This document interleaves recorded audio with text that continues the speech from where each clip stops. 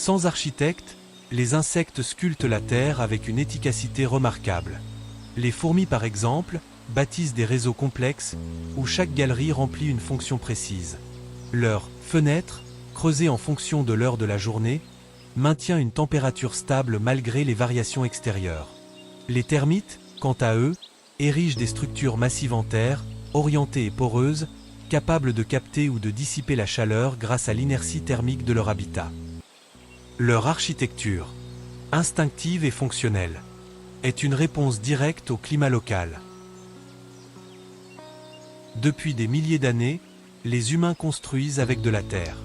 Ce matériau, simple et naturel, a permis de créer des villes entières qui tiennent encore debout aujourd'hui, malgré le temps qui passe.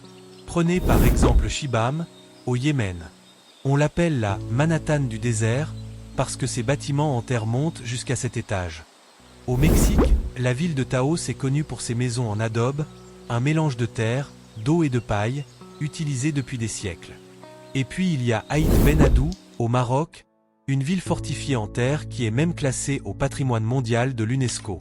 Alors, pourquoi la terre? Parce qu'elle a plein de qualités.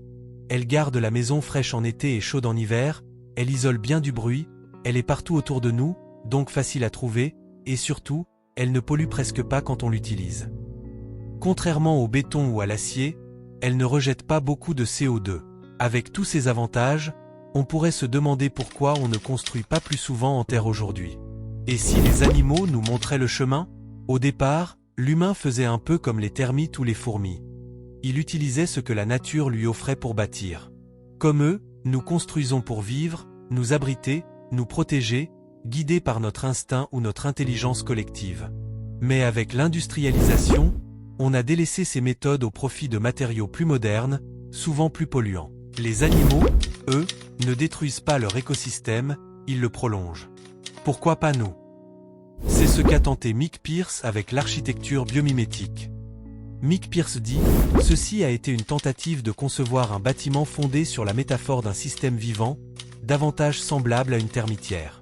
Un écosystème, et non une machine à habiter. » Il a conçu le Eastgate Centre à Harare, un bâtiment en terre, qui respire, sans climatisation, avec une ventilation naturelle et une empreinte carbone minimale. C'est de l'architecture biomimétique, apprendre des animaux pour construire autrement. Tel un monticule, le bâtiment Eastgate utilise la masse thermique de la Terre pour stocker la chaleur pendant la journée et la restituer la nuit. Le bâtiment est également doté de nombreuses cheminées et conduits d'aération pour permettre la respiration. La nuit, l'air frais extérieur rafraîchit le cœur du bâtiment. Le jour, la grande cheminée centrale crée un cycle de convection fermé, propulsant l'air chaud vers le haut et l'évacuant, refroidissant ainsi constamment le cœur. La grande surface autour du bâtiment contribue à dissiper la chaleur pendant la journée, tout en augmentant les pertes de chaleur pendant la nuit. Et si à l'exemple de Mick Pierce, nous construisons la ville de demain comme les termites, avec la terre, avec l'instinct, et pour durer, tout en respectant notre environnement.